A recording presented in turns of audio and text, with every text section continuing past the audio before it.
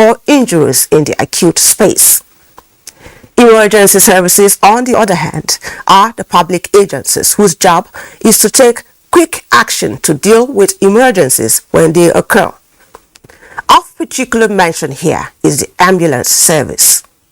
The good news is that the federal government has embarked on introducing ambulance services into the nation's healthcare delivery. Emergency medicine and services is our focus on this week's episode of Health Options. Thanks for joining us on the program. I am Rabi Abdullah.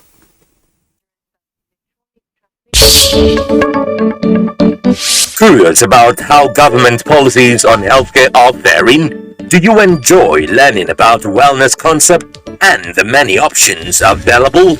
Then watch Health Options on the NTA. Mr. President has led by example.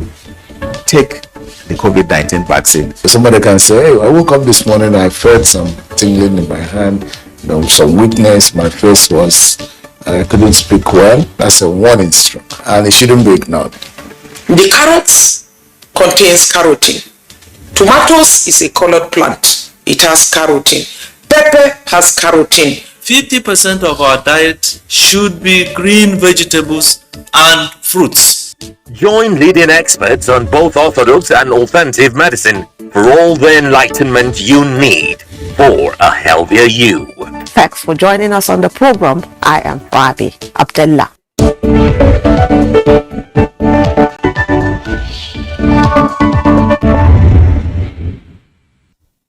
If you are just joining us, this is Health Options, and we're taking a look at emergency medicine and services. We take off with emergency medicine.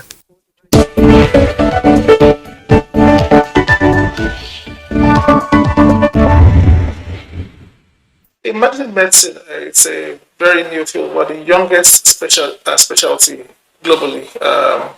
In the US, it's less than 40 years old. The oldest institution is in the UK, where they're about 50 years old. In Canada, we're about 30 years old as well. So in Nigeria, it's just taking off the ground. But in some form, emergency medicine has always been there. In the past, we used to have casualty centers where people just come in when they have health challenges, like somebody collapses, someone with a seizure, or someone with maybe very distressing chest pain. And when they get there, we have doctors from various specialties who feel comfortable, who have an idea of what they might want to do looking after these patients. But there was no actual structure in place to understand what was required to be done. There were no standard protocols. That's when doctors now felt we are having a missing link here.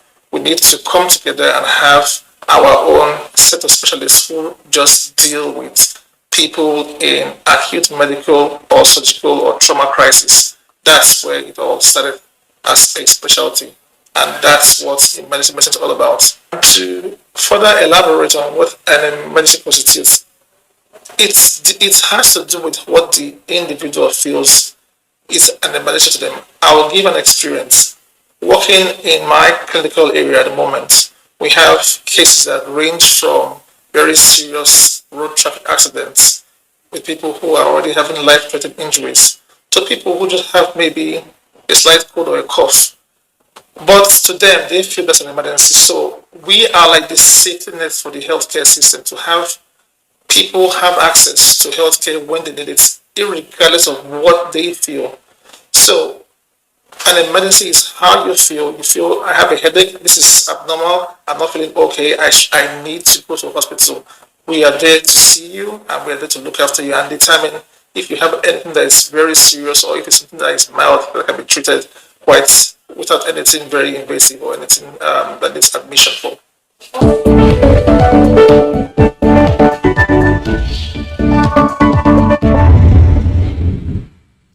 Appropriate handling of emergencies is critical. How can this be achieved, taking into consideration what obtains in this part of the world?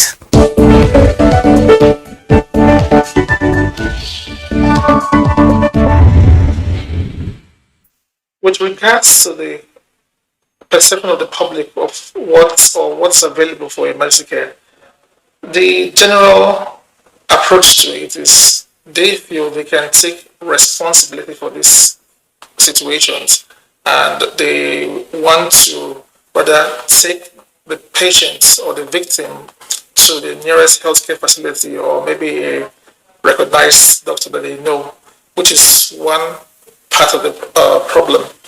The other part, which is worse, is some don't even go to the hospital. They choose rather to go to maybe people like religious organizations to pray over these things, and or in some cases it's just pure denial, and they leave them at home and try to use maybe unorthodox approaches. So to deal with this, I believe advocacy is the way to go to enlighten members of the public that emergency issues that are medical should not be taken lightly, and when anyone has any health crisis, the first point of call should be how do we get the trained professionals to come down to us to intervene and resuscitate and now take them for care. It's going to take a whole lot of work, but it can be done, because even in the other countries where they have well organized systems, they were also where we are right now at some point. And another big issue is the general notion about how ambulances are used. So the public tend to avoid ambulances because they believe once in an ambulance, then maybe you're dead. So they do not want to be seen in that situation, and they rather just go in their own car and not have that stigma that an ambulance came to their house. And that has to also be addressed by letting them know that, look, an ambulance is not for dead bodies. Rather, we should try to get people who are trying to move dead bodies have funeral homes with the heirs, so we can separate ambulance use for emergencies from heirs or funeral activities. So this has to do with culture, and as it is culture, it takes a while to change, but the work is already been done, and I believe we would get there and things will change. Let the public know that emergency issues right now, do not try to handle it yourself, and involving the media to educate people, just like the way people are very much aware about things like maybe HIV and sickle cell, to now direct much more attention into emergencies and say, look, with emergencies, this should be the approach. Maybe something as simple as maybe a 3-step approach of 1, recognize the emergency; 2, call the ambulance; 3, wait for the ambulance, just to make it much more simplified. And these things tend to stick more. And I believe with NEMSAS introducing that aspect, besides involving the other systems to provide the service, and now also approaching the public to now know that, or let them know that this is what you need to do, then it would really make sure that what NEMSAS is doing is really felt by members of the public. One of the highest causes of mortality that has been not well documented, or we don't have much data in Nigeria, is death from cardiovascular ailments. And one major life-threatening problem is acute chest pain. That's sudden chest pain. Somebody is sat down with you, and the next thing you see, the person is cutting their chest, and before you know it, they either pass away, which happens most time. That is like a sudden heart attack. People should not take that serious. Chest pain ideally should be a major cause for you to immediately dial the emergency number and get an ambulance come down to you that's already been designed with the services that are in place now, so you can be properly assessed to determine if this is a heart attack or something that is milder. That is the first one I would point to. The second one is acute stroke as well. When somebody that you've known to be able to speak normally has had good speech, or it's just not unwell, then suddenly you see them drooling, or they can't speak, or they have arm weakness or leg weakness. That is not the time to pick up your phone to call your closest friend. That's not the time to pick up your phone and call a religious person. That should be an immediate reason to pick up your phone and get an emergency response down to you, because that is a sign of stroke. Yes, there are even acronyms for that, which we call the FAST. One is facial weakness, two arm weakness, speech deficiency, and the T is time to call. So that has sailed very wildly, and this is like England, US, and UK, and even people who are uneducated know what fast is, and you have lots and lots of good response to stroke care because the public know that this is not what they should joke with, which I believe is what we should be doing here. So we've talked about stroke, we talked about I've talked about chest pain. The other pain is also breathing difficulty. If somebody starts having difficulty breathing, that can be life-threatening because it can be very, very severe acute asthma. And these things can be treated with efficient and prompt emergency care. And there's no need or no reason why we should lose lives to these issues. The phone should be picked up to call an emergency response to come attend to you so they can deliver the care that is necessary. So these three top ones, which are time-sensitive issues, is what I've been able to speak about here. Whilst there are a whole variety of other things, but these three are the ones that come to mind to me. I really believe so. I left out one, which I would like to go back, seizures. When people have seizures, I know that a lot of people who have like undiagnosed seizures, and the next thing you see people doing is maybe trying to put the spoon in their teeth or do all sorts of things that are not right. When someone has a seizure, that's also another reason to immediately contact the approved emergency number or get emergency response to come take that person up and to deliver the efficient care that they need, because seizures also, if not dealt with properly within even the first 30 minutes, can lead to a whole myriad of other problems. So people should realize this and not take it lightly. Well, what to do in a seizure is to lay the patient or the victim on their side, the left or their right, and just wait. That's the only thing to do. Yes, call the ambulance and wait. Do not try to pour water. Do not try to put anything in the mouth. Just lay them on their side, because when the victim is laid on their side, then you reduce the risk of aspiration. And that way, there's no harm that can happen.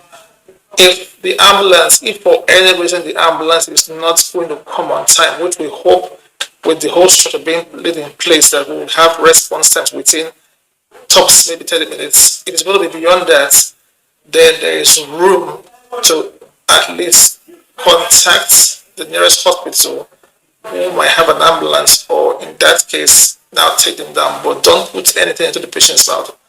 Just lay them on their side, which is that is a strict approach, and try to get them there. That is if there's unusually prolonged delay for response. Most times, the human body is very resilient, and we get away with these things. But I can assure you, if we have the data, there are lots of people who have complications from this who have passed away untimely. The safety net for the healthcare system is emergency medicine, which is the umbrella for pre-hospital care, that's the ambulance response, and what happens also in the immediate first hours when you arrive to the hospital. And the members of the public need to understand that a medical emergency can happen to anyone. It doesn't mean that the person has a spiritual attack. It doesn't mean that the person has anything bad that they have done. It just means they need medical care prompt, and that should be the approach. And people should take this into consideration and try to get the emergency response people that they have in their locality involved to take them to the right place where they need to receive care.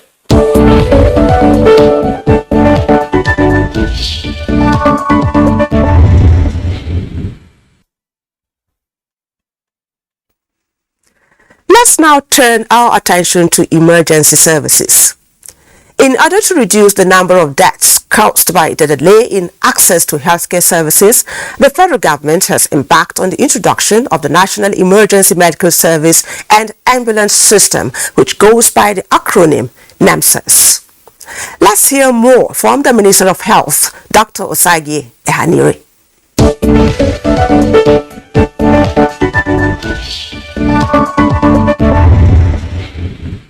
The National Emergency Medical System and Ambulance Service is a program that is being developed at the Ministry of Health to provide medical assistance to citizens at time of need, at place of need, and at no cost to them at point of care. Just to take care of the fact that those who cannot afford treatment at that moment will still get treatment. This will reduce mortality from various sources, whether it's from injuries or from obstetric delivery complications or other acute illnesses. The mortality will be reduced. So the program is being worked out by the federal government between public sector and private sector, who will bring their ambulances together, and also their hospitals, some of which will be selected as urgent care centers, and they're working in strong collaboration with the Nigeria Communication Commission, who are providing the number and maintaining the number 112, which provides access to service. The rollout will be at the Federal Capital Territory, and the dry runs are being conducted at the moment until we are confident to let it start. Are you likely to achieve that before the end of this year? Oh yes, definitely. We will start off with the pilot test before the end of this year, and roll out in the states. There are about 13 states that have already registered interest and are preparing themselves for the rollout, and to ensure that the entire state, each entire state is served, and there will be an emergency operations center in every state that coordinates the activities of the NEMSAS. So we are piloting here in the FCT, and we are going to have a test run, or rather a dry run as it's called, in a couple of weeks. We've done one dry run already to see how it works. Curious about how government policies on healthcare are faring? Do you enjoy learning about wellness concept and the many options available? Then watch Health Options on the NTA. Mr. President has led by example. Take the COVID-19 vaccine. Somebody can say, hey, I woke up this morning, I felt some tingling in my hand, some weakness, my face was, I couldn't speak well. That's a warning stroke, and it shouldn't be ignored. The carrots contains carotene. Tomatoes is a colored plant. It has carotene. Pepper has carotene. 50% of our diet should be green vegetables and fruits. Join leading experts on both orthodox and alternative medicine for all the enlightenment you need for a healthier you.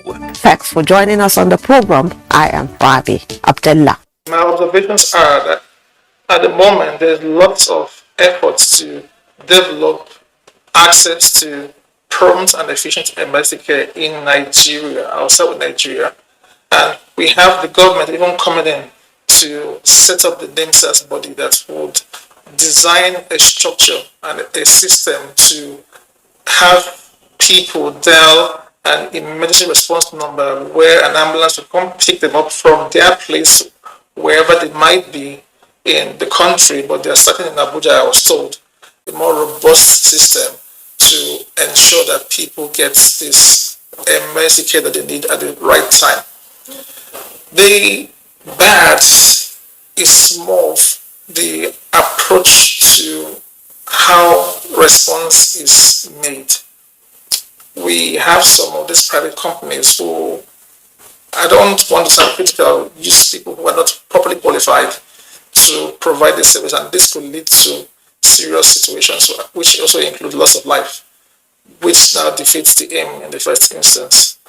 But that's, I believe, with NEMSAS now going into the whole system would reduce, because these people will now become, or these private services rather, will now be properly vetted and accredited to ensure that for them to be providing pre-hospital or emergency care, they have the right experts or people offering this care. Now, what would make someone set out on a journey and not get to his or her destination? Now, imagine the victim who cannot reach out to these responders, who doesn't even have the phone to reach out. Hello, thank you very much for joining us on platform. I'm Ruth Agwe. And the girl, especially if the girl is a minor, she's not yet 18 years, if she gets pregnant, realize that such girl is sent out of school and the boy is left in school. Just park to pick the car. So how much sensitization is there, Paris? I don't agree. A lot of people are just deaf.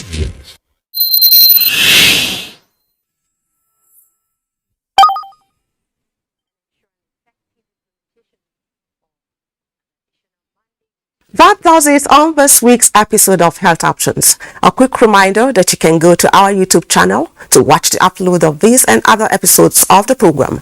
Email us for your comments and contributions at healthoptions@nta.gov.ng. I am Rabi Abdullah. Thanks for watching. Hope to see you again.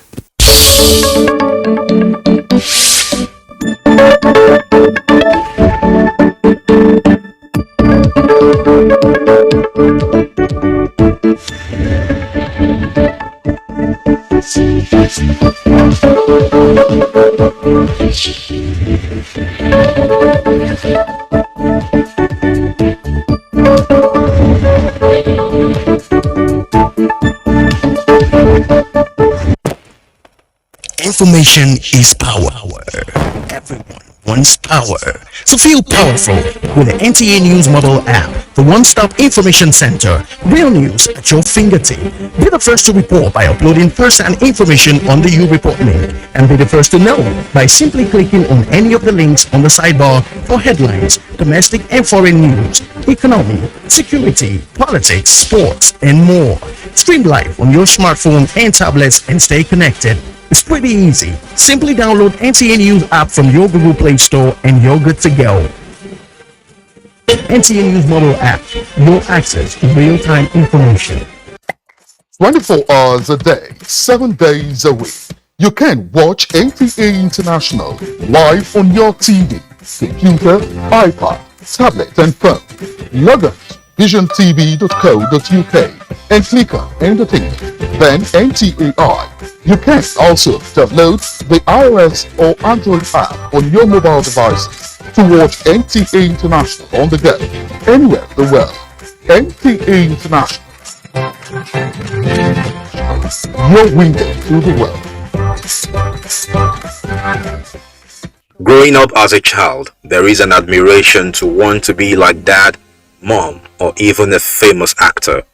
But as one ages, more choices begin to emerge due to various social factors and developments. As much as it is admirable to want to be like someone, it is important to understand one's personal dream and purpose in life.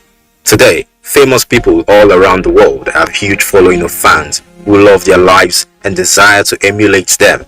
But there's more to modeling after than just copy and paste.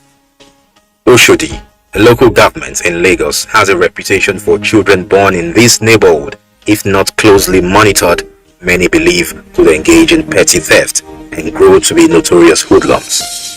Today, the narrative is being rewritten for these children living in the underbridge area of Oshodi. The project, Chess in Slums Africa, founded by Tunde Onokoya, a professional chess master and coach, is meant to rehabilitate these children who are either orphans or ran away from the villages. The children are engaged in a 2-week session that seeks to unlock their potential through the game of chess while learning to read, write, and acquire basic literacy skills. It takes them through the game of being knights, queens, and kings with promises of more rewards. Aside from prizes won, collaborations are being made with rehabilitation homes and orphanages, and fundraising to provide financial and educational support for these young people. In Ikorodu, also in Lagos, a group of siblings, Babatunde Sani, Moiz Sani, Malik Sani, and their cousin Fawaz Aino, are popularly known as Ikorodu Boys, are young social media sensations. Who was that guy? That brother was the best damn soldier that ever lived. I just love acting.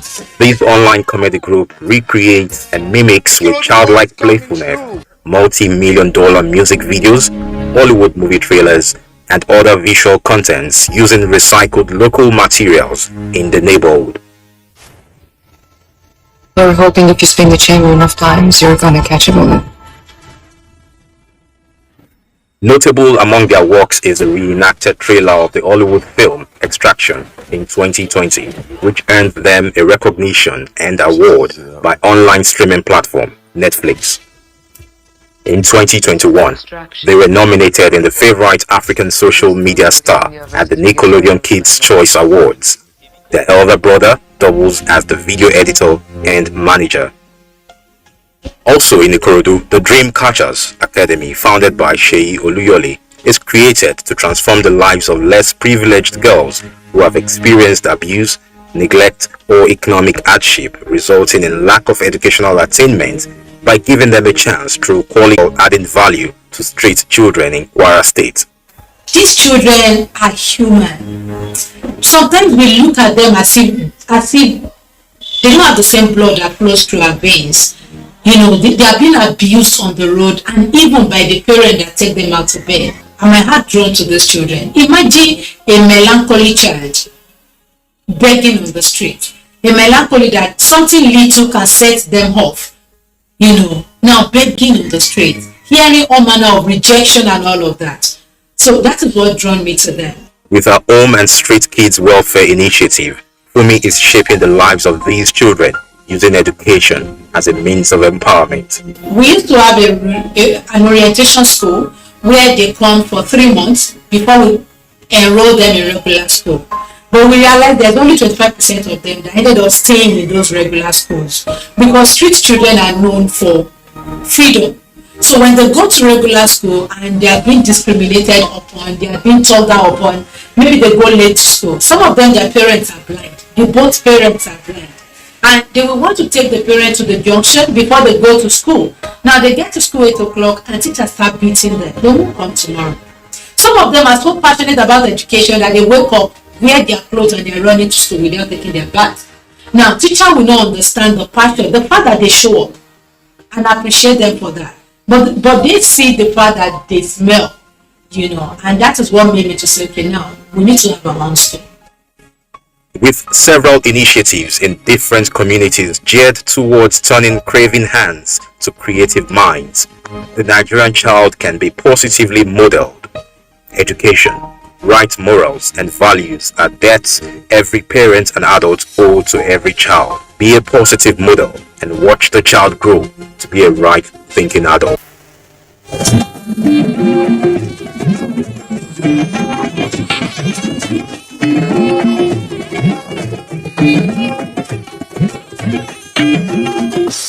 This is the network service of the NTA.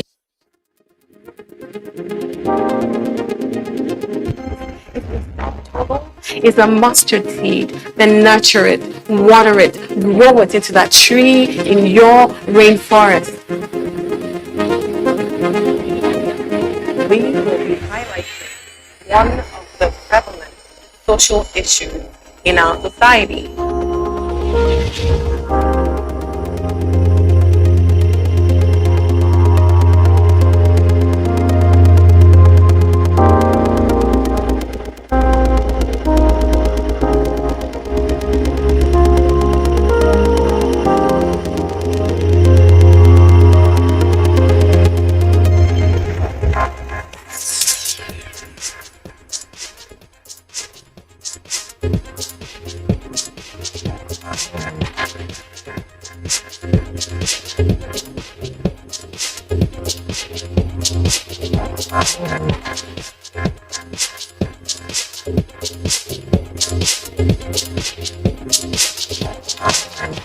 That we love and trust, and by people that are strangers.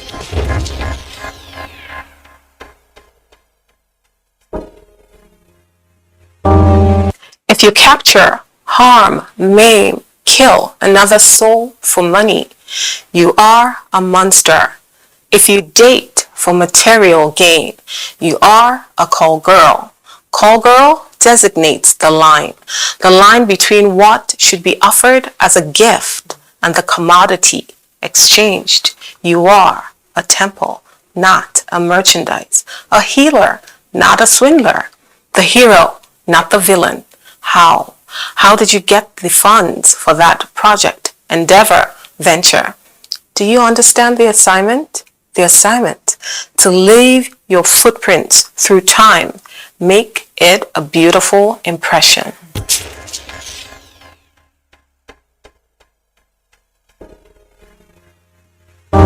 Welcome to Our Reality with Sky. On today's episode, we'll be talking money, passion, morals.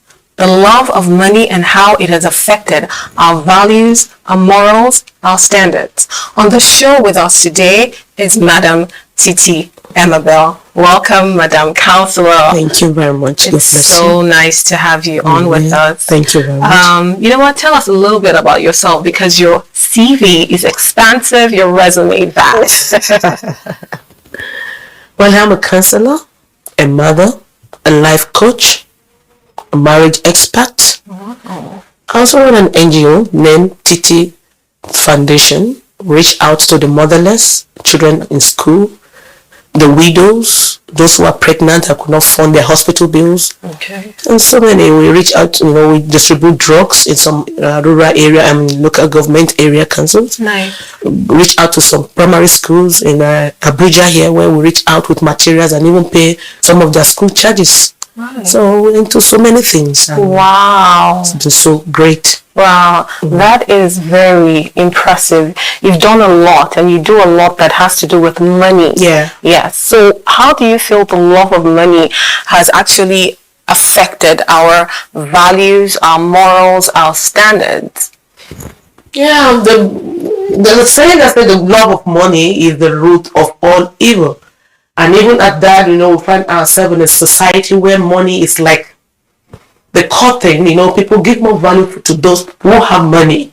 They respect those who have money. Yeah. And they give a kind of responsibility and a kind of portfolio to those who have money. Yeah. Respect them. In the villages, if you go to village and your younger one is richer than you, they put you on the table first. Yes. And I believe money is not supposed to be so. But why is that? Why is the respect for money so? Because I would say, if we knew that people were ritual killing, if we knew that people got their money through very dubious and diabolical ways, and we told these people, no, I won't take your money, and put shame and stigma on them, they would stop. How do you know? How do you know? All this boils down to where you are coming from, individual differences. We all have different backgrounds. Right. But you find that parents are not really doing their homework. Right. So how can you tell somebody who has done ritual money? Right. But sometimes you can dictate them out through the way they spend their money. You see them flaunting money without regard. They spend anyhow. I mean, whatever you're going to be doing you must have a reason why you are doing it. Yeah. Your aims and objectives must be well defined. But when people just come out with money, you see people rushing at them. They want to just identify with them because of the money that they have. People don't really give attention to things. That parents don't give attention to their children. Family members don't give attention to each other, and so things just happen. Misplacement of priorities, and our heart is not right. Yes, I agree. So you see that our hearts are not right. You see there's no, misplacement of priorities. So we don't know what our priorities really are or should be. What can we do? As parents, as people, as young people, what can we do as a society? Yeah, the whatever attitude or whatever you see right now can be unlearned. We have come this far because of poor management, inappropriate training. Right. Most parents don't have time to really educate their children. And most family, members, they tend to hide the truth from their children. They don't tell them that money is paid. Money is not dashed. Yes. Money is attracted to values. I love what you just said, and it calls to mind what you wrote that made me fall in love with you. Right. So we'll be right back. We'll take a break.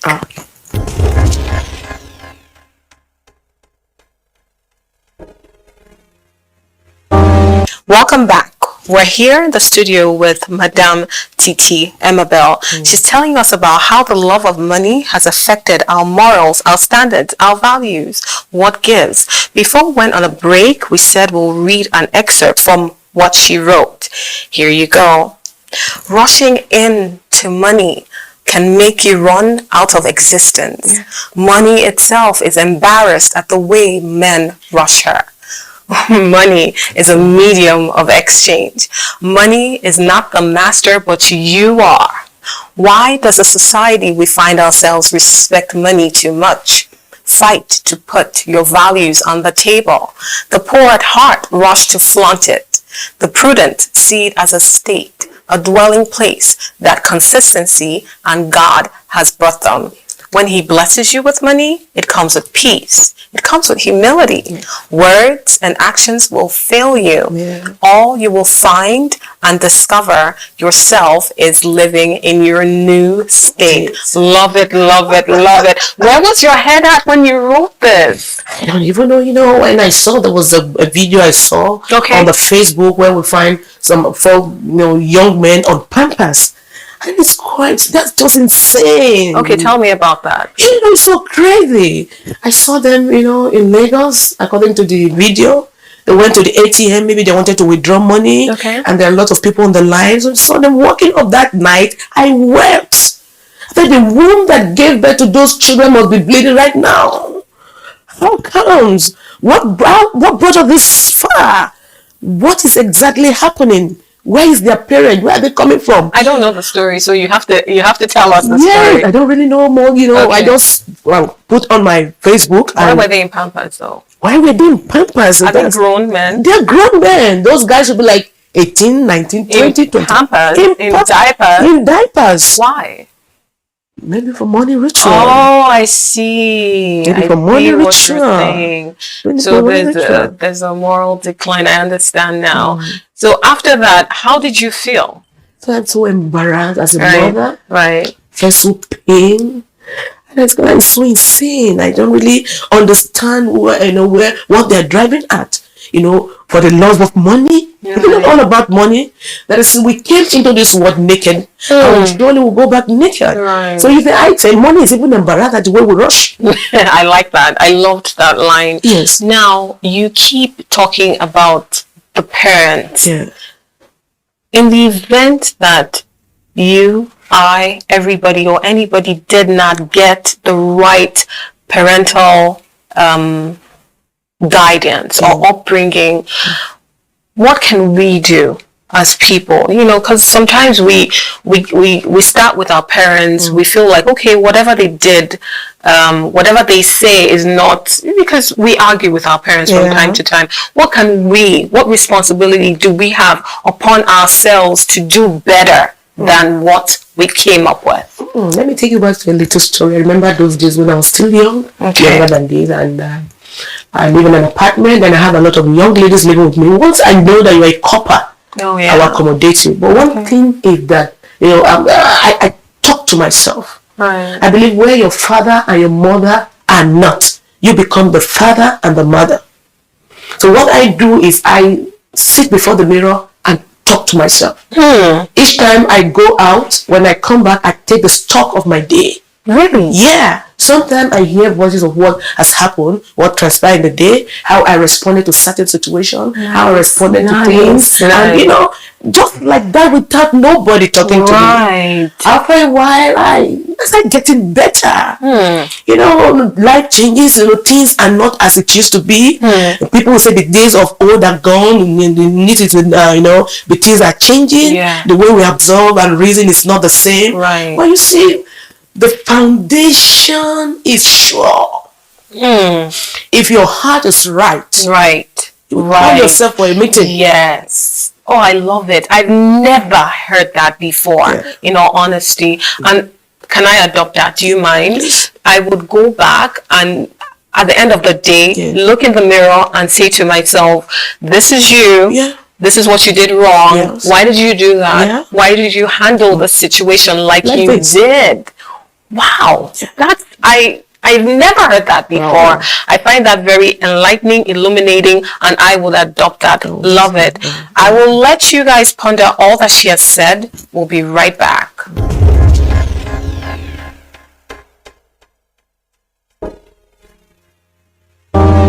So welcome back. We're talking money, passion, morals. Now, Madam Titi.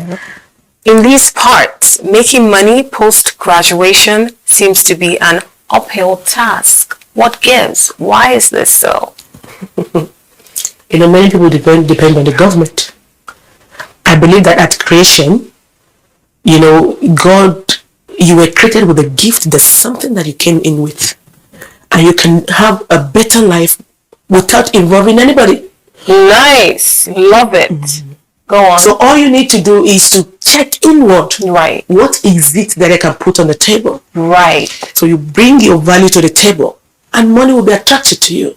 You know, I used to be a lecturer at a school here, a university here in Abuja, and I was teaching entrepreneurship.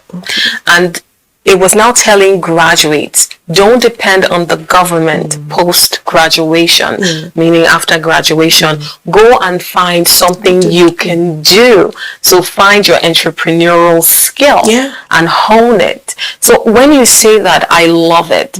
I love that. Do you think that, is it that people are not thinking, people are not doing? What is happening? People's craziest thing I've ever heard of is that people like to start from the top. Oh my God.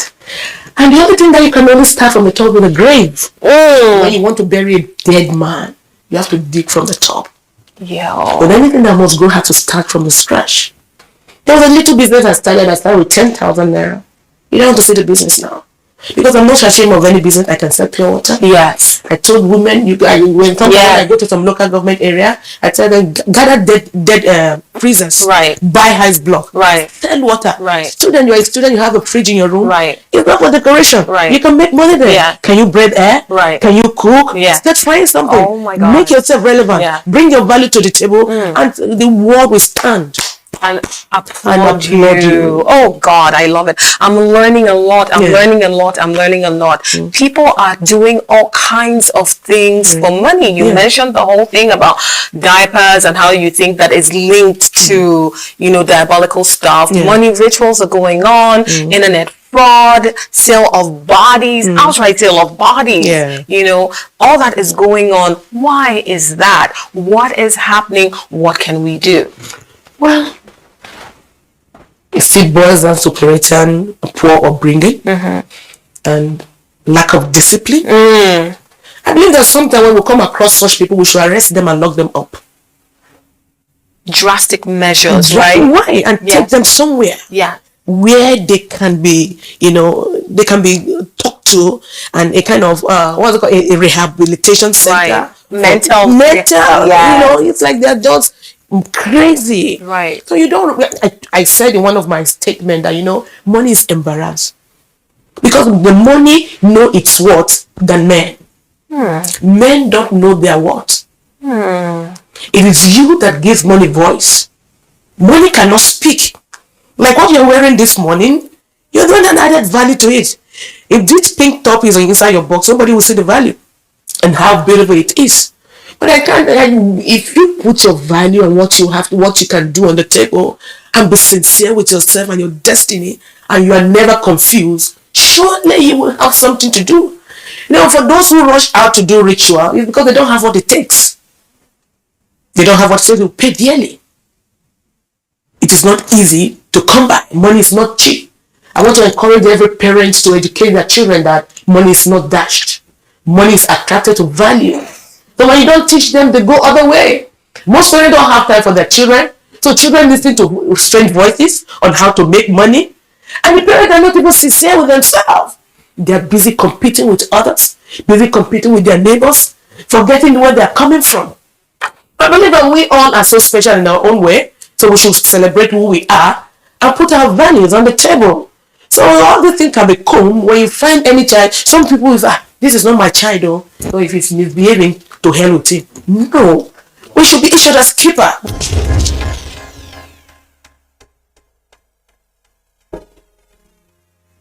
The selling of your body is just a shame. Yeah.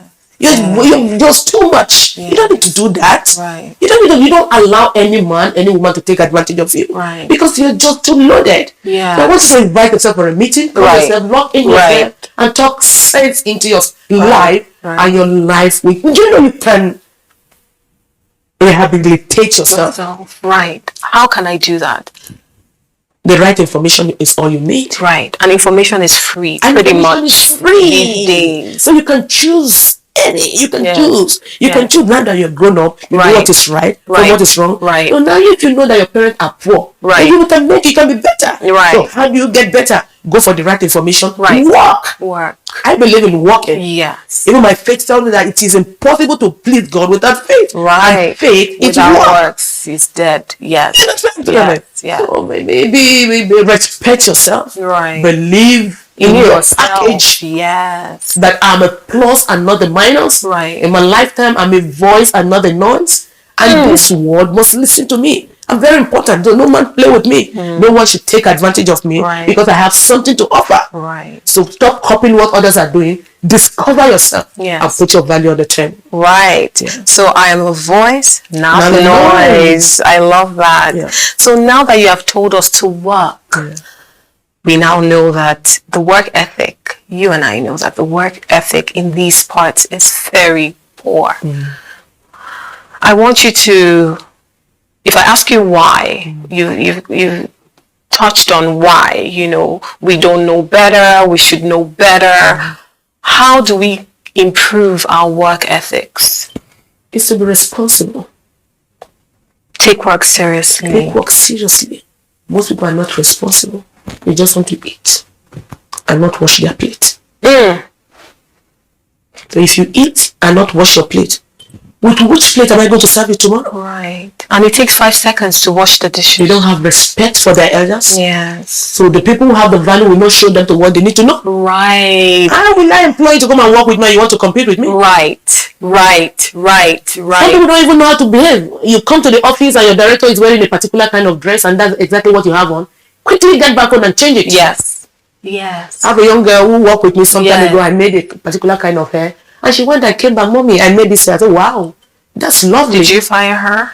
No, I didn't. What did you do? I said, no, that's fine. And then I had a meeting. I said, no, now we're not working in the public place in the office. I can take this. Right. But if I should be working in a parastatal, I will sack you. And whatever promotion is due you, I will sit on it. Yes. Because you want to compete with me. Yeah. You want to eat your cake and have it. You don't want to learn. Right. You don't want to learn. So all hands must be on deck. Right. So you must be ready to break the norms. Yes. You must be ready to make a better you. Yeah. And humility. Be humble. Yes. Love yourself as your neighbor. You cannot love your neighbor without loving yourself. So comparing yourself with your neighbor is that you hate yourself. To help yourself, love yourself, discover your gifts, put your potential to use. And the sky is the limit. And the sky is the beginning. It's the beginning. Not the limit. Love it. Yeah. I tell people the sky is the beginning because I am the sky. Okay. Now, I love what you said about honor. What you were speaking of is honor. If I never thought about it, but if your boss is wearing the same thing as you, has the same hairstyle, just out of honor, remove it, undo it, whatever. Don't say we are here together. I'm free. You are not free. Right. Especially in these parts. The African society is very big on respect and honor and, value for our elders or people in position of authority. I often say that attitude trumps skill. I will hire somebody who behaves well more than somebody who is skilled at something. If you're working for me and your attitude is nasty, you're disrespectful to me, I will fire you. If you have all the qualifications and you don't have the attitude, I fire you and employ somebody I can train. Oh yes, and I have done it. I've done it in the past. Because anybody that is teachable will learn. And then you can even pay for them to get better. Age is not the barrier. Your teacher could be lesser than you in age. Bow to information and knowledge. Yes, stoop to conquer. I love that.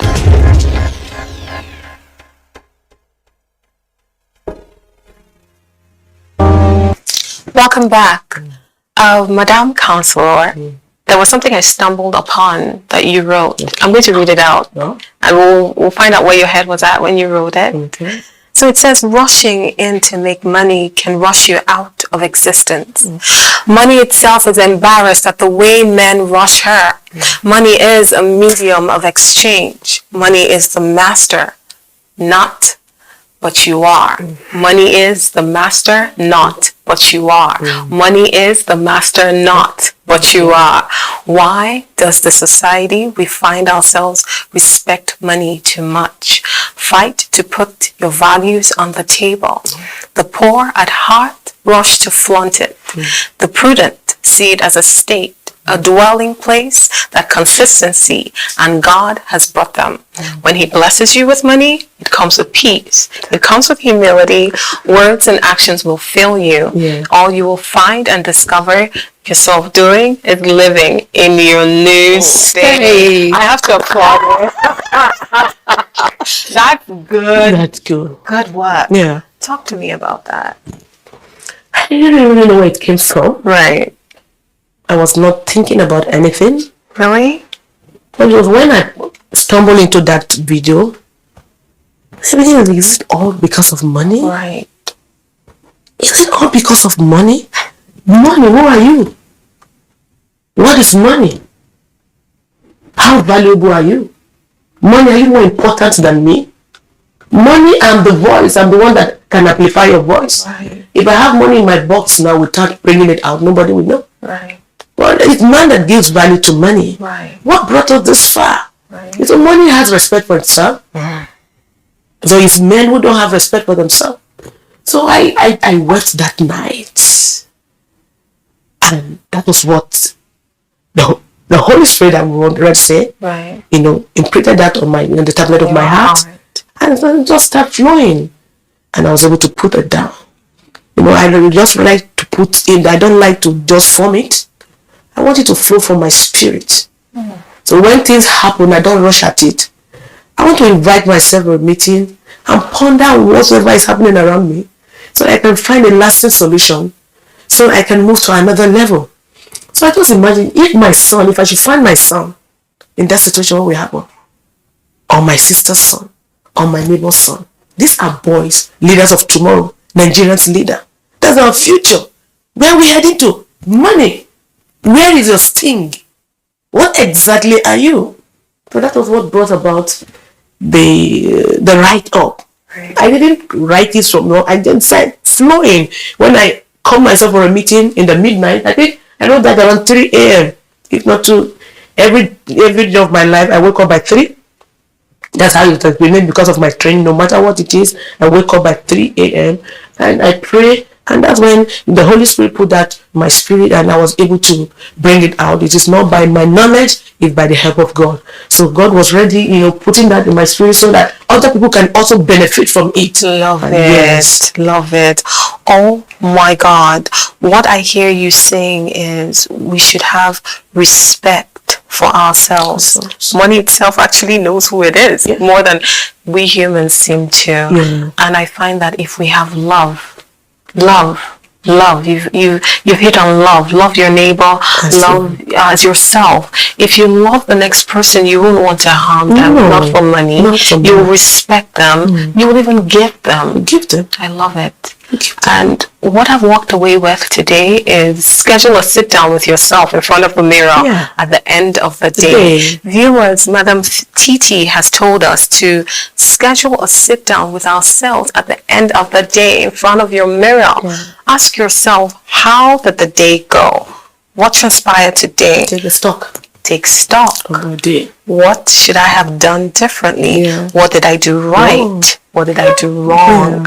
Love it. On that note, we'll say a big goodbye. But remember, ye are gods. Don't hate, don't spew it. Don't judge, don't encourage it. Don't impose strictures. Paint kind pictures with your words and gestures. Live and let live. Goodbye.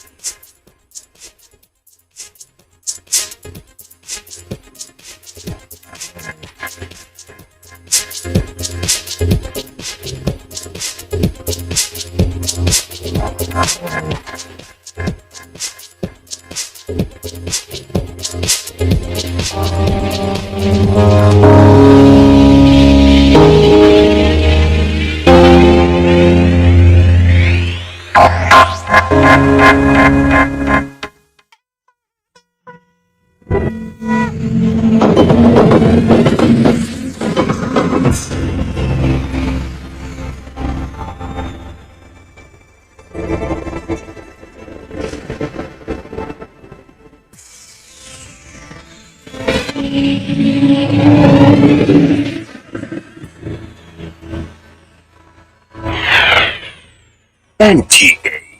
You can't beat the rich.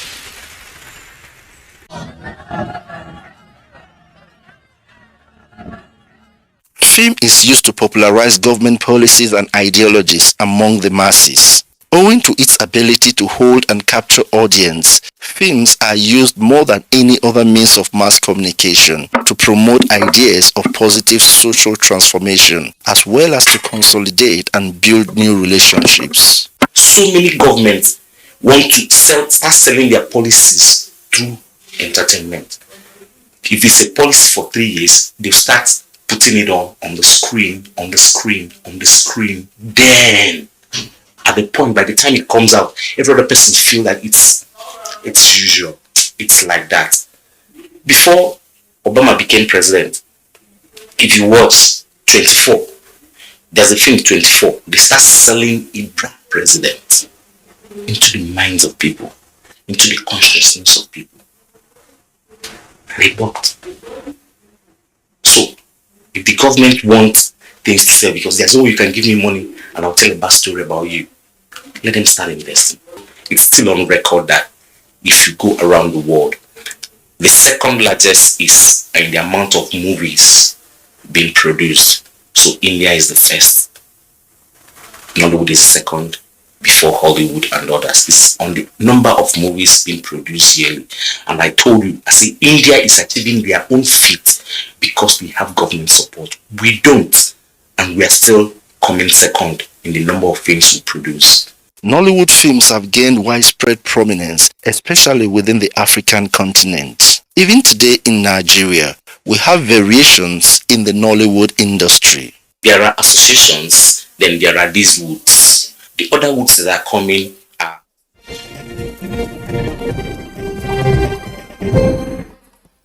Welcome to the news update at 11. A comprehensive framework needs to be put in place by the federal government to tackle the multifaceted challenge of crude oil theft and attendant losses to the nation's economy.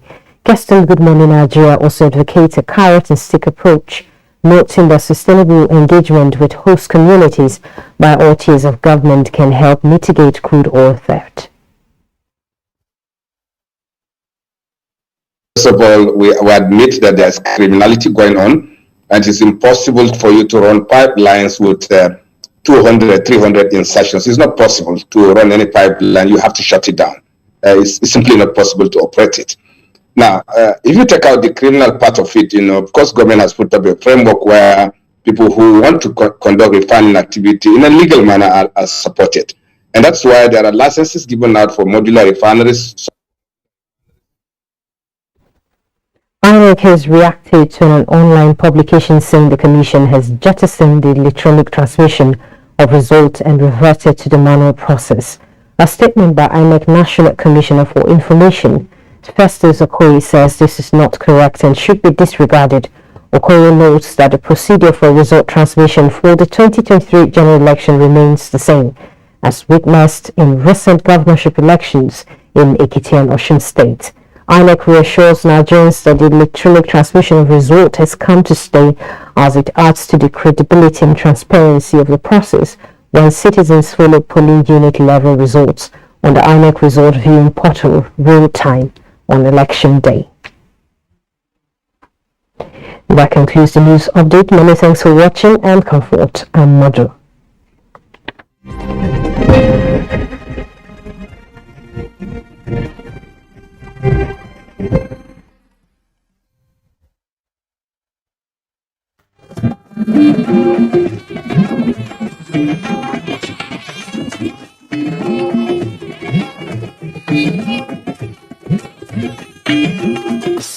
This is the network service of the NTA.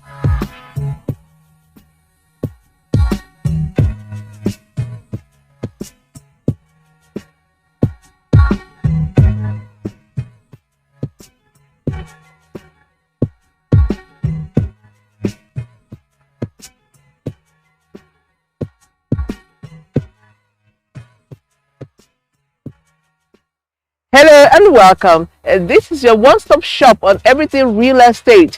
This is Property and Style. It is coming to you from the network service of the NTA. My name is Patience Eloy Abba and I'm delighted you've joined us on today's episode.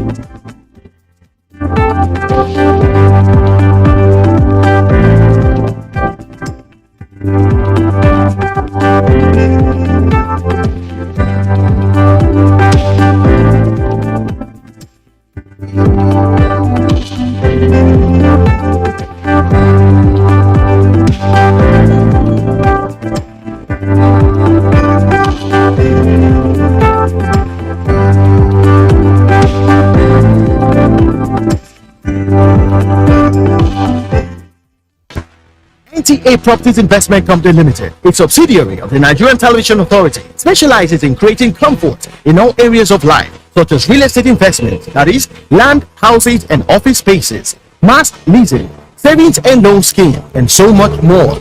Other information and entertainment services include Property and Style, a TV program that airs on the network service of the NTA, and also Property Connect, a nationwide magazine. Our priority is to bridge poverty gaps and sustain quality welfare of our clients. Partner with us and watch us help you grow.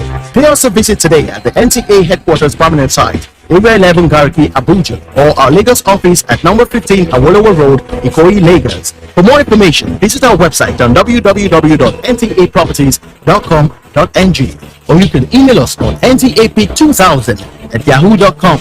Call us on 0066417900. NTA Properties Investment Company Limited, the much needed help at your doorstep. Welcome back. On today's episode of Property and Style, we'll be taking a look at flooding. Most times every year, a lot of estates located in different parts of FCT would experience some form of flood. We know the popular one, Lokogoma, and some other parts of the FCT. What can be done to ensure that this annual event of flooding it can be stopped? We'll be bringing that to you and a whole lot more. Don't go away.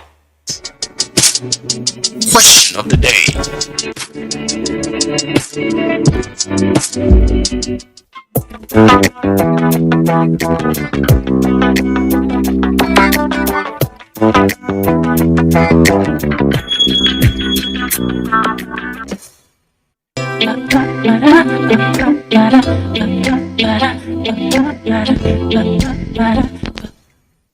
A flood is an overflow of a large amount of water beyond its normal limits, usually over dry land.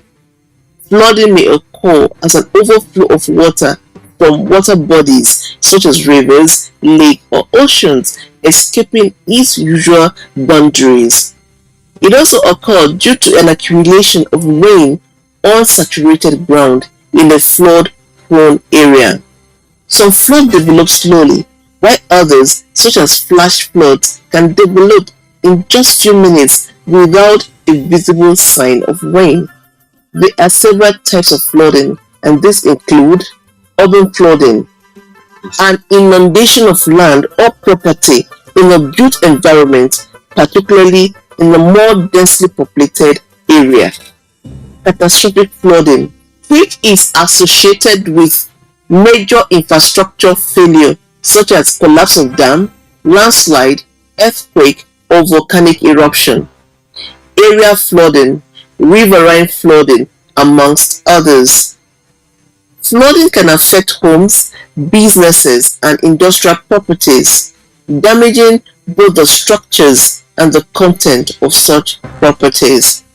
Statistics reveal that 90% of properties damage related to natural disasters is caused by water.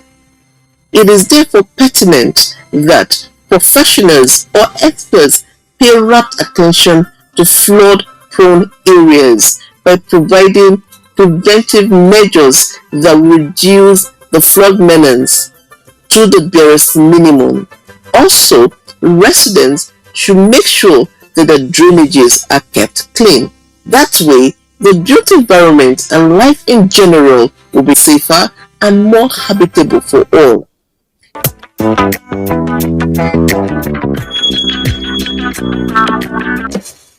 Flooding is when water gets onto usually dry grounds, and the water becomes difficult to deal with. It becomes a threat to property, lives of both human beings and animals.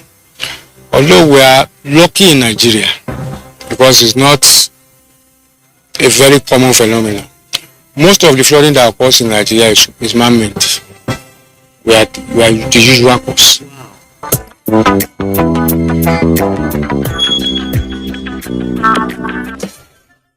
What we do to avoid flooding is, one, we make sure that we don't build unnatural waterways. That is one. Two, we make sure that what we call the overside concrete, what people usually call the finished floor level, we make sure that it's above the road levels. So the building is slightly above the natural road level. We also make sure that where we have to build, we divert water to make sure that water does not flow directly onto the building by providing necessary drainages, and sometimes provide vegetation, natural vegetation.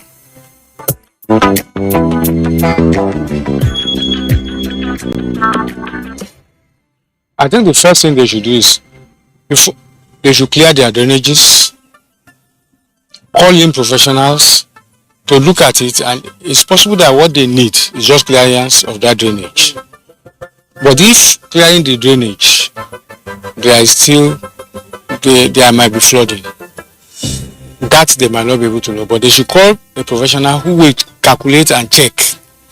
So if it might be just be necessary to expand the existing drainages, either going deeper or making it wider, or diverting some of those drainages.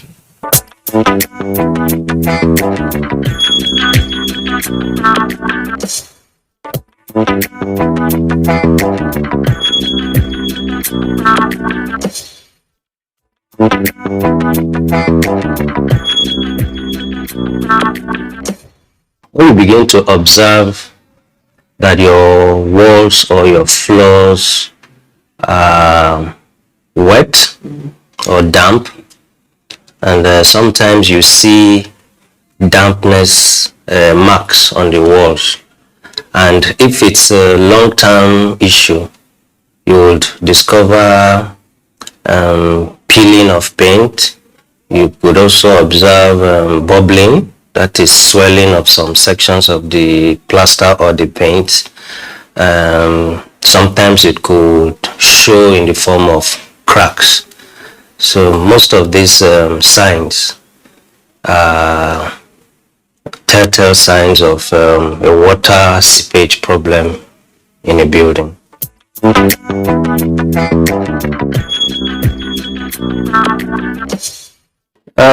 Water seepage or dampness in walls in a building are usually caused by movement of water upwards from the ground or from the surrounding ground surface, external ground surface.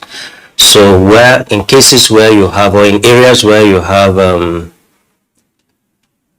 groundwater is high up, you find that water, what they call water capillarity, water begins to move through tiny crevices or holes in the ground and up through your foundation, through your block working foundation, right through to begin to show on the superstructure. Normally they call the foundation is the substructure. That is what you don't see that is under the ground. The problem starts from under the ground, comes up to your superstructure, which is what we can see with our eyes, and then it begins to rise gradually, because water, like they say in local parlance, will always find its way. So that's the major cause of water seepage, when your groundwater level is high up and it begins to, and it's not properly taken care of, this water begins to find its way up on the walls of your structure.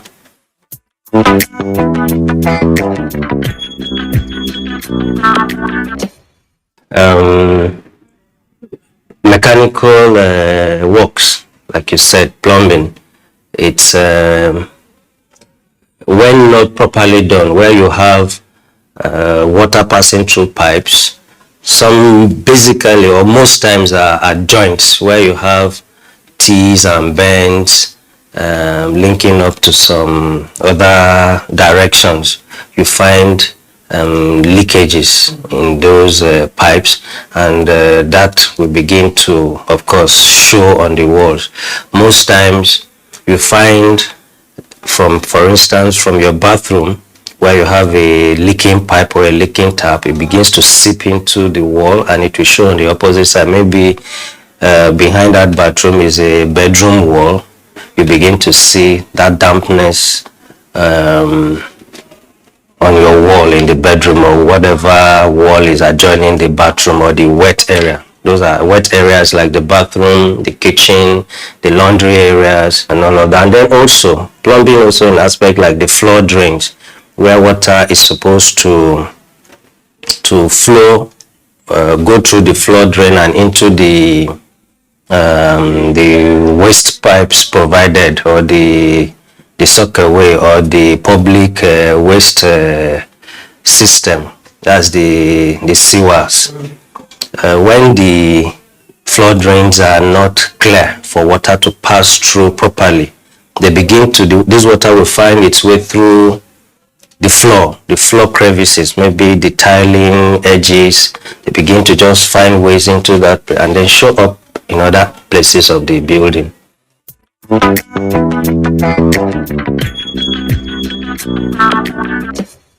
First, to the humans, some people have allergies. Some people they react to damp walls when water keeps mixing with this cement and all of that. You find some children having allergies, or even some grown-up, some adults.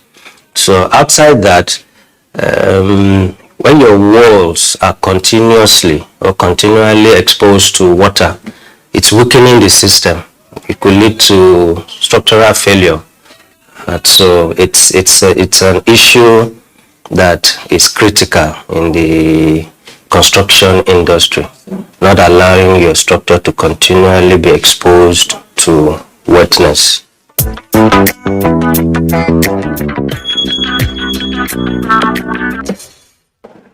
First and foremost, you have a building construction project you want to engage in. You seek the services of professionals in the building industry. You have your surveyed plan, then you take possession of your site. Now, at first instance, there are likelihoods that your site could be waterlogged. Now, from the design stage, your architect and your structural engineer should come together and design first a foundation that would adequately, that can sit comfortably without problems on that kind of site. When that is done, that in itself doesn't take care of the problem. But when you have done your designs and you are ready for implementation, you go to site, you begin to dig your foundation, some kind of sand or stone dust on it, so that surrounding mud does not block those holes. Now, the work of these perforated pipes is to collect surrounding water into the pipes, and then you direct it away from the building. Once you have done that and the capacity of your pipes are tangible enough, you take care of the initial problem where you have water from the groundwater seeping upwards.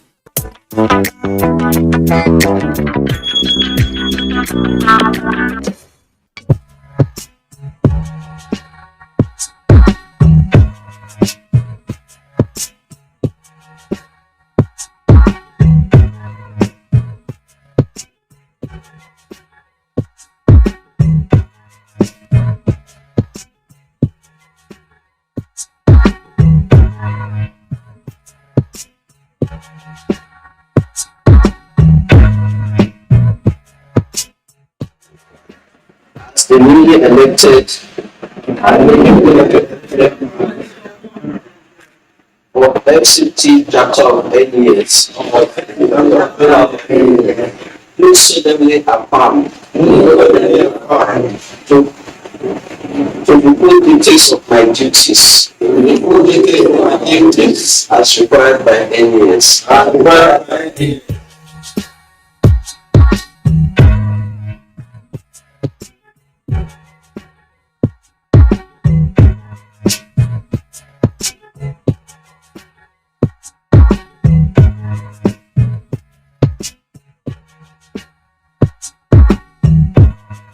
First of all, I would like to congratulate you on your re-election into this office.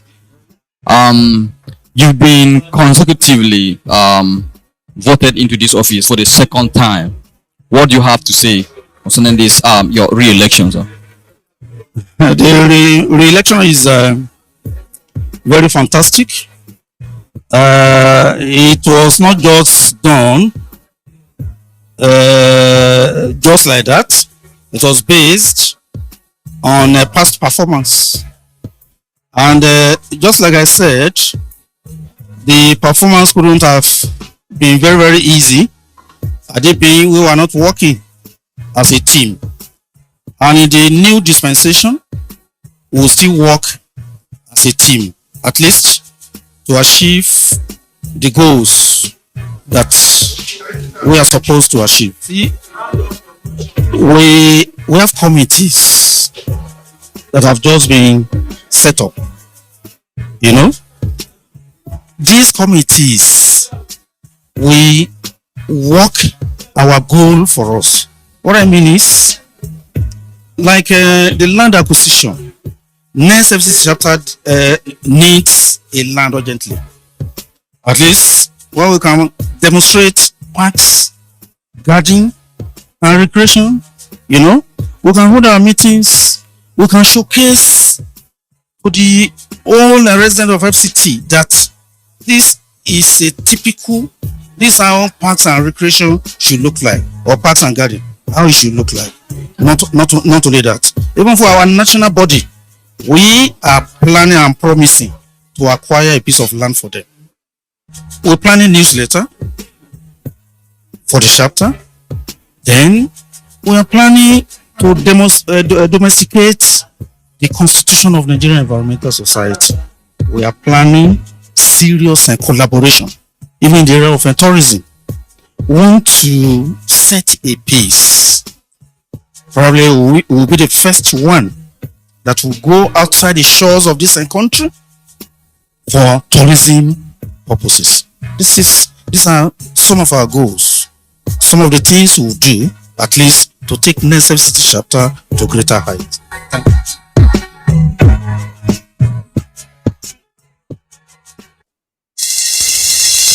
Are you a landlord, a tenant, or an agent?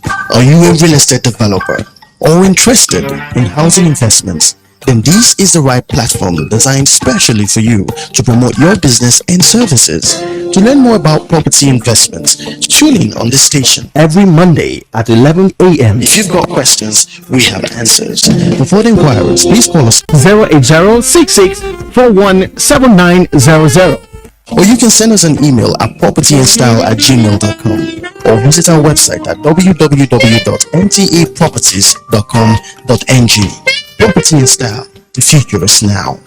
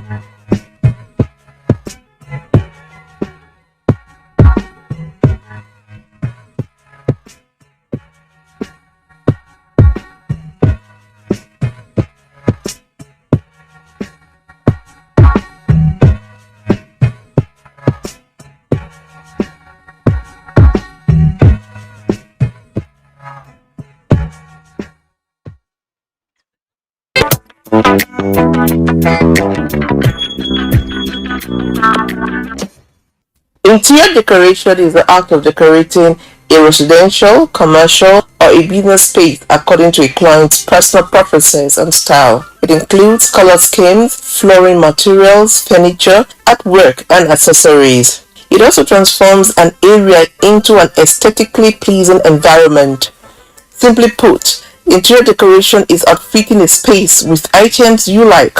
For example, for some, the aesthetic of their home is so important to them that they enlist a professional interior designer to choose furniture, wall coverings, accessories, rug, and more. Interior decoration can transform an ordinary looking room into a beautiful, even exotic room. Interior decoration can be used to create mood, ambience, and theme.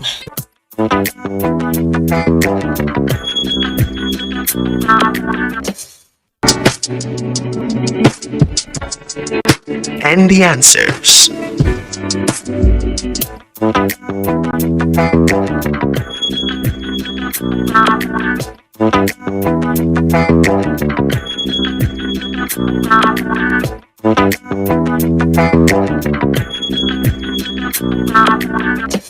We've come to the end of today's episode of Property and Style, and like I always advise, for anything at all you want to do around the built environment, always consult the professionals, and it is always good to be proactive. Until we come your way next week, goodbye and God bless.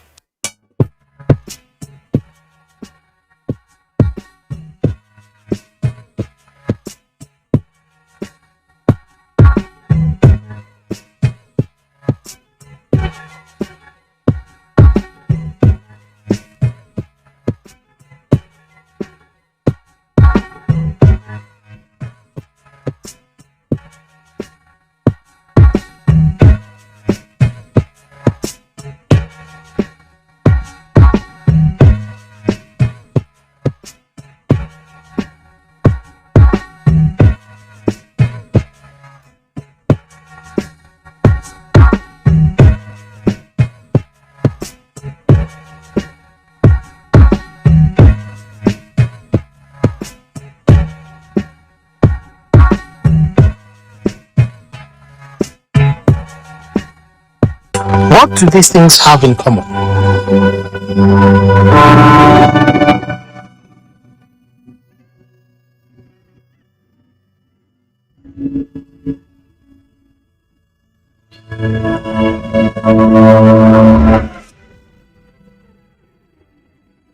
Yes, you guessed it.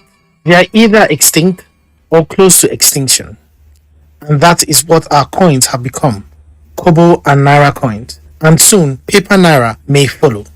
Our coin denominations now range from the 50 Kobo coin to 1000 Naira note, with the 1000 Naira being the newest of notes and launched on the 12th of October 2005. The 500 Naira note was launched in 2001 on the 4th of April. 200 Naira note was introduced on the 1st of November 2000, while on the 1st of December 1999, the 100 Naira note made its debut. Before the emergence of the 100 Naira notes, the highest denomination was the 50 Naira, which came into being in 1991. On New Year's Day in 1973, the 50 Kobo, 1 Naira, 5 Naira, 10 Naira, and 20 Naira notes made a grand entry into circulation. In 1984, the notes were color-coded, an attempt to stop money laundering at that time. In 1991, the 50 Kobo and 1 Naira were changed to coins. In 2006, the CBN, in a bid to revive the coins, rebranded the 50 Kobo, 1 Naira, and even introduced the 2 Naira coin. As an experiment in 2007, the Apex Bank commissioned the printing of the 20 Naira note in polymer material. The success and reception of this note prompted the reprinting of the 5, 10, 20, and 50 Naira notes from paper to polymer notes 19 months later. These waterproof notes were introduced as they were said to withstand the wear and tear of daily usage. The attempt to reintegrate coins began well, but failed. And now, the only time we remember we have kobo are on either our financial transactions or when the country's budget is announced.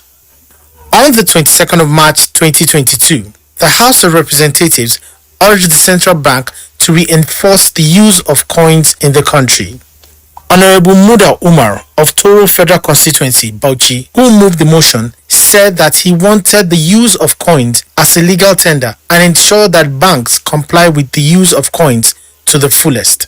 But in a country where there is an unwritten or unspoken agreement between buyer and seller that any commodity 4 naira and below is to be rounded up to 5 naira, and when that is not available, the change may be rounded up to the nearest 100, depending on the commodity sold or generosity of the buyer, the goal of the motion may not be achieved. In roadside shops, supermarkets, and most especially filling stations, little kobo or naira change is left for the seller, either because of the inconveniences that may occur when looking for change or the discomfort of carrying coins in our pockets, wallets, or handbags. To avoid these troubles, the petty cash is forfeited, and just like the saying, little drops of water make a mighty ocean. The cash left over a long time turned into tens, thousands, and even millions of naira for the seller. Inflation has also caused coins and lower denominations to become insignificant. Where things cost 2 naira 50 kobo, they now cost 5 naira or 10 naira. Where pure water cost 1 naira 50 kobo, it has gradually risen to 3 sachets for 50 naira.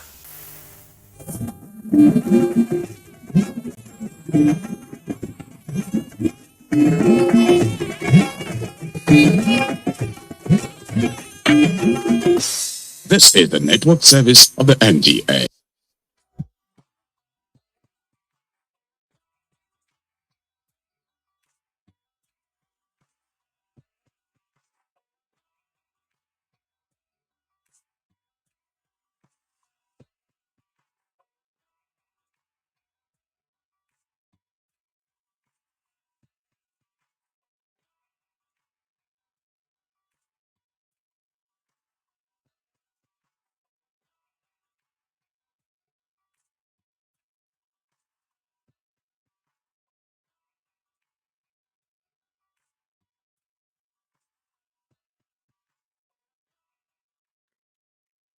Hello, and it's glad to have you join me on another exciting